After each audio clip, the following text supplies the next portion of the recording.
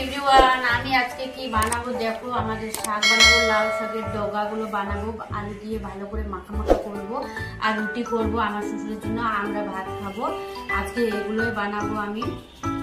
আমি গরম জল বসাই দিলাম, রুটি বানাবো। ওই জন্য রুটি আমি গরম জল দিয়ে বানাই, তাহলে নরম হয়, ভালো লাগে খাইতে।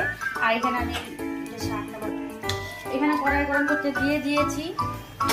এখন আমি এখানে সবজিটা বানাবো। এখানে পেঁয়াজ কুচি, রসুন, কাঁচা লঙ্কা, এখানে সবজির মধ্যে আছে লাউ ডগা আছে, পেঁয়াজ কুলি আছে, বেগুন আছে, আলু আছে। এগুলো আমি সবজি বানাবো।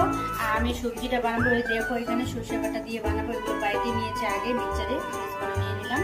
এখন আমি বানাবো এগুলা। আর জলটা ওখানে ফোটাইতে দিয়ে দিয়েছি। কড়াইটা গরম হয়ে গেছে,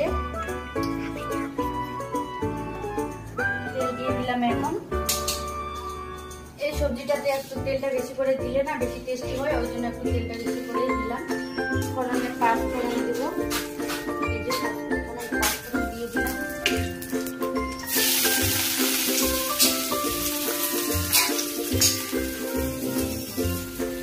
আমি কিভাবে রান্না করি তোমরা দেখো, আমি সবজিটা কিভাবে বানাই তোমরা একবার আমার মতো দেখতে পারো। সবজিটা অনেক টেস্ট হয় এভাবে বানাইলে, ওই জন্য আমি এইভাবে বানাই। তোমরা একবার টেস্ট করে দেখো আমার মতো। এটা গরম হয়ে গেছে, ফুটে। এটা আমার দুষ্টু বাচ্চা, আমার দুষ্টু সোনা, আমার দুষ্টু সোনা। এটা তুমি হবি পাপা, তুই আমার পাপা। আমার কয়টা পাপা? একটা পাপা। পেঁয়াজ গুলো আমার ভাজা হয়ে গেছে, দেখো বেশি লাল করে ভাজতে নেই এগুলো। পেঁয়াজ আবার এখানে হালকা ভাজছি। এবার সবজি দিয়ে দিব। লাউ ডগা আজকে এত টেস্টি করে বানাবো না, তোমরা একবার দেখো, সেই টেস্টি হয়। লাউ ডগাটা এমনিও টেস্টি বানাইলে।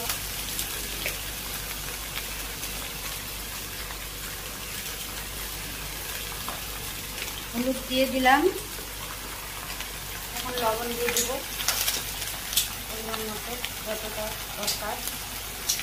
সরষের পেস্টটা আমি একটু পরে দিব। কষায় দিয়ে দিয়েছি, ওখানে সবজিটা হবে, সিদ্ধ হবে, আলুগুলো তো সিদ্ধ করতে হবে। আর এখানে আমি আটাটা মাখতেছি, চলে আসি, গরম জল দিয়ে দিয়েছি। এখন আমি ভালো করে মাখিয়ে নিই।